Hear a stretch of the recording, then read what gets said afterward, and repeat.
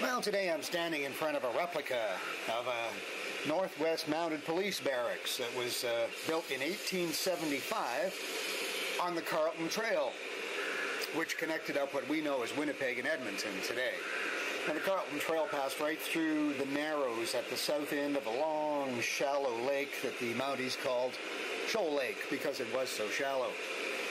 The Northwest Mounted Police Barracks, which was built in 1875, was set up to watch what went by the trail, contraband, things like weapons and liquor, and they did find some of that.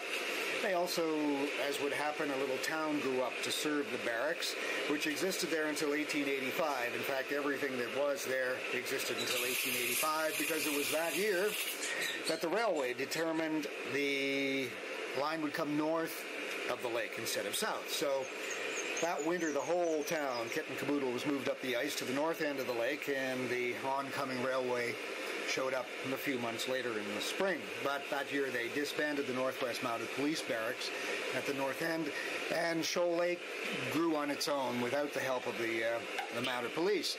They did come back to serve the community in 1921, and the Mounted Police have served Shoal Lake for 90 years, which makes this one of the longest serving detachments in Canada.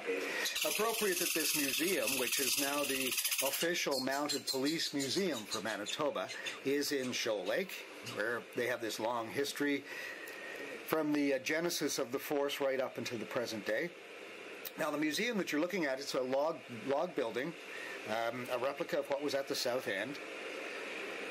It was built about 1984, I believe, and as I say, appropriate to have it in this town.